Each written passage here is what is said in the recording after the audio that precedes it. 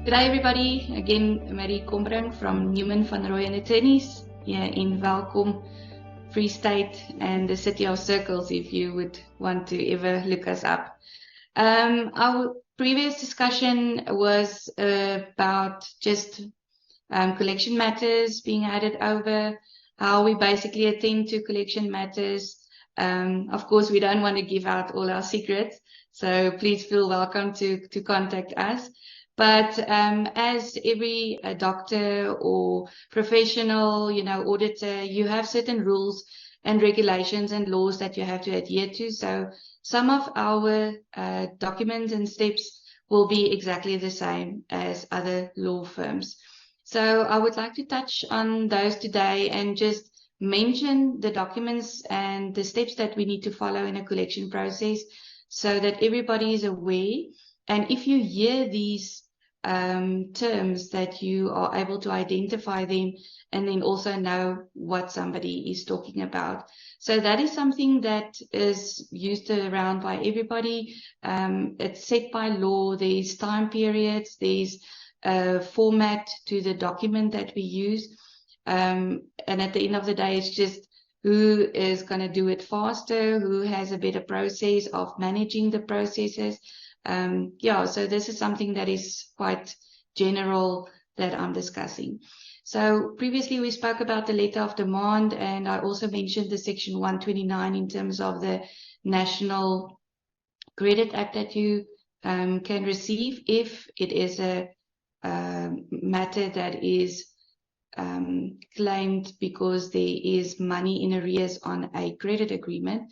But then as soon as the letter of demand has been received and it's been sent out in a proper manner and you haven't responded to that document, the next document that you can expect is a summons.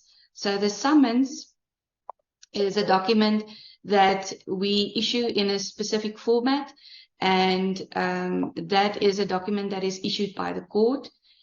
We get it back from the court and it's been sent to the sheriff. So the sheriff is appointed by government, and it's by the rules and regulations. It's still an acquirement that the sheriff is also monitored as to how they are serving the summons on you. In some situations, you go and you sign a contract and you mention a Domicillium, citandi, et executandi address. So it sounds very Latin and foreign language. But what that actually means is that's an address that you have chosen that you are going to accept all notices on with regards to this matter. So please take care when you sign a document at a doctor's office, for instance, or at a bank or a rental agreement, and you say, this is the address where I'm going to accept notices or anything with regards to this matter. You have to ensure that you update your address at the specific service provider or the place where you signed the agreement, because they can, and yes, there is current legislation and court cases regarding that, and for us to ensure that you receive it. But according to the Act, the sheriff can then serve it on your address and put it in your post box or attach it to the gate, because that's the address that you have chosen.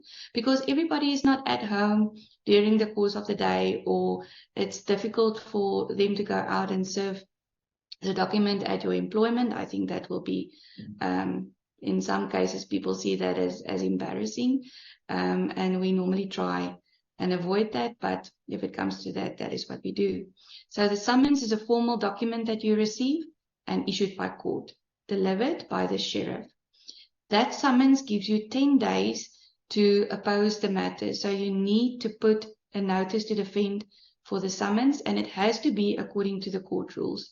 You cannot just go and decide, okay, I want to put a letter in and then defend the matter. I received a notice from the LPC, so that is our monitor, if I can put it like that, and there was an indication that the person wasn't happy with the notice that they put in, but the notice that they delivered was actually rejected by the court, not by myself. I did not have any notice about it because I didn't do it according to the rules. So make sure that you contact a lawyer to assist you so that you act according to the rules. So let's just wrap that up. Then you have 20 days to, if it's a simple summons, and we also have a combined summons, we can go into more detail in the next video. 20 days to give your side of the story in a plea. Otherwise, if there's no notice to defend, there will be a judgment application before court. And this is very serious. This is where the judgment is granted and your name, or you will be listed, as everybody know, at ITC, or in general language, they talk about being blacklisted.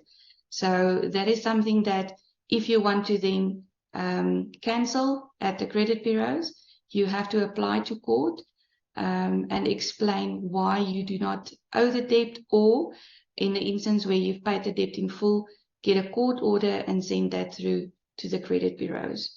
So this is in a matter, if you do not defend, you do not take these documents serious, that is the result at the end of the day, and that can take time.